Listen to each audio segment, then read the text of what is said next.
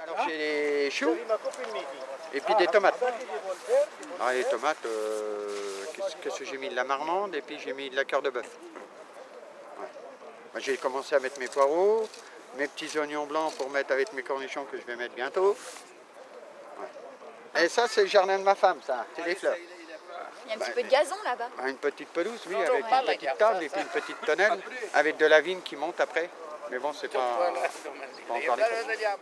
Quand il fait beau, on va dans nos jardins. D'abord, on arrive le matin, il est 8h, on bricole jusqu'à 9h30, 10h. On va boire notre café, puis on retourne au jardin, puis après on s'en va. Hein? Combien de fois vous bêchez? Une fois. Hein? Une fois. Une fois? Une fois avant l'hiver. Par 6 Et mois, après, une fois. et après, là, je repasse la fraise, le motoculteur. C'est bon. Pas des patates primeurs que je mets. C'est peut-être Des patates pour conserver. C'est peut-être l'hiver. Des patates se mettent quand le lilas fleurit. Eh oui. Les gens qui étaient avant moi, bon, ils faisaient pas beaucoup de culture. Mais moi, ils avaient bien enrichi la terre avant. Hein. Donc je bénéficie du travail des autres. Hein. Il y en a d'autres, hein. Il n'y a pas que le mien. Hein. Il y en a.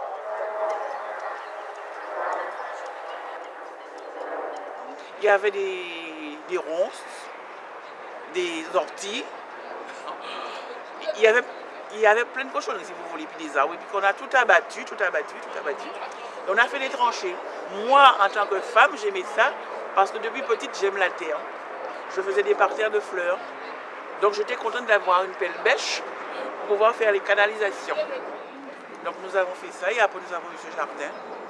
Et j'aime la terre, mais malheureusement, je n'ai pas toujours le temps d'aller au jardin.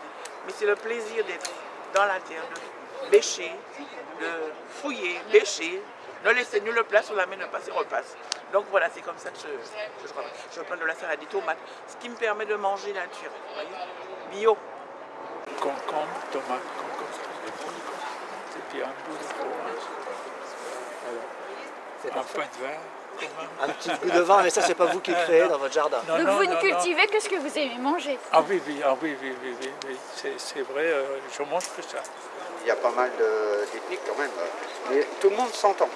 On arrive à manger des légumes, des caldés, et que les caldés, c'est parce qu'ils n'ont pas la même façon de faire leur jardin que nous. Eux, ils font plus de tomates, ils font des concombres, par exemple, ils font l'ail. Nous, on attend que l'ail pousse pour manger l'ail, eux, ils mangent les feuilles. Par exemple, nous, en France, on aime bien tous les légumes. Hein, toi aussi.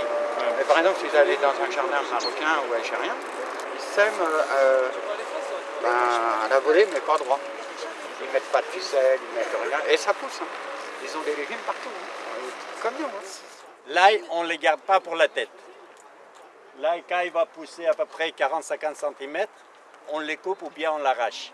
On nettoie, on les coupe comme des ciboulettes qu'on met dans les salades ou des trucs comme ça. Nous, on conserve pour faire des fromages à l'ail. Des fois, on met moitié l'ail et moitié fromage. Ça, c'est spécialement les fromages à l'ail. On met dans les seaux, on l'enterre. Toute l'année, on peut conserver. Ça s'appelle comment, ce fromage? Ça s'appelle fromage à l'ail. Il y a tout un cérémonial. C'est l'ambiance. C'est de l'ambiance, voilà. Les gens que vous côtoyez, même si c'est pas du même milieu que vous discutez de tout et de rien, mais de légumes en général.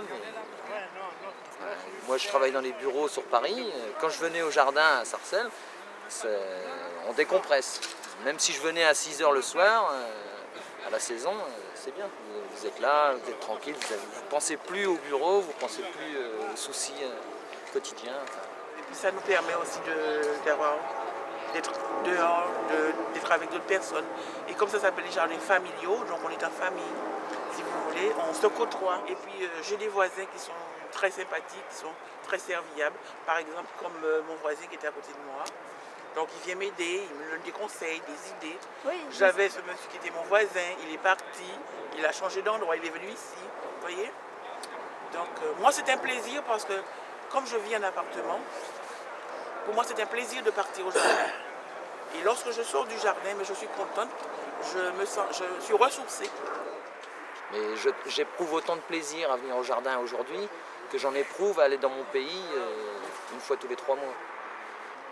Quand vous vous retrouvez tout seul derrière chez vous, vous êtes tout seul. Tandis que là, vous êtes au jardin. Si vous avez envie d'aller discuter, vous descendez, vous allez discuter avec le voisin. S'il a des salades, il va vous en donner. S'il a des poireaux, il va vous en donner. Vous voyez, tandis que derrière chez vous. Moi, personnellement, je l'aime toujours. Je suis heureux, je suis un bleu. Voilà. Si j'ai mis le cravate, j'ai mis le papillon, c'est pas content. Mais si je suis un bleu, je suis heureux. Je suis heureux. Quand je suis en salle, je suis en salle. Quand je monte dans les arbres. Vous appelez ça en salle? Quand je suis au jardin, je suis au jardin. Les mains dans la terre. Les mains dans le cambouis, dans la terre. Pas de gants. Ben, moi j'ai confondu les fans de persil avec les fans, avec les trucs de carottes. Vous savez, ça se ressemble un peu, quoi. Alors, moi je sais pas si c'est des carottes, si c'était du persil. Oh, je fais pas une bonne jardinière, hein. Mais je suis costaud pour ça. Hein. Je viens l'aider pour qu'il puisse conserver son jardin. Parce que si vous entretenez pas le jardin, vous ne pouvez pas le garder. Et comme c'est son plaisir, donc lui il sème. Moi, je fais le plus dur, comme toutes les femmes d'ailleurs. Moi, je sème et elle récolte. Quand on voit ça qui sort de la terre, oui, c'est quand même un plaisir, même quand on s'assoit là et qu'on regarde, on voit nos fleurs, on voit. Et c'est vrai, la salade, elle est croquante, elle est douce à manger. Et vous venez tous les jours au jardin? C'est-à-dire, c'est fait bon, oui. C'est-à-dire, on pense d'abord, avant que je me lève, qu'est-ce que je fais aujourd'hui? Ça.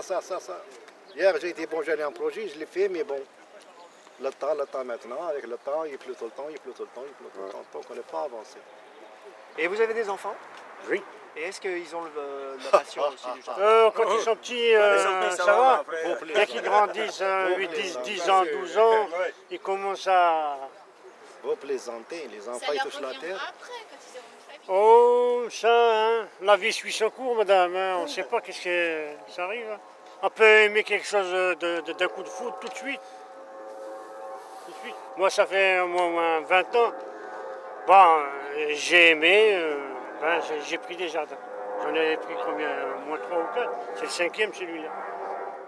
Ce cerisier a été offert, il était tout petit, c'était une simple branche. Il a été offert par mes fils à mon mari pour ses 50 ans. Ce qui veut dire que le cerisier a 20 ans. Et il est magnifique, tous les ans, il donne beaucoup de cerises. Maintenant, il y a 300-400 kilos. Ah oui, il est énorme. Qu'est-ce que vous en faites? Eh bien, on fait des confitures, nous en donnons à nos amis, enfin on en donne à tout le monde, à nos voisins dans l'immeuble où on habite. Et on vous invite au mois de juin, si vous avez du temps, à venir en cueillir. Ah oui, c'est que du bonheur.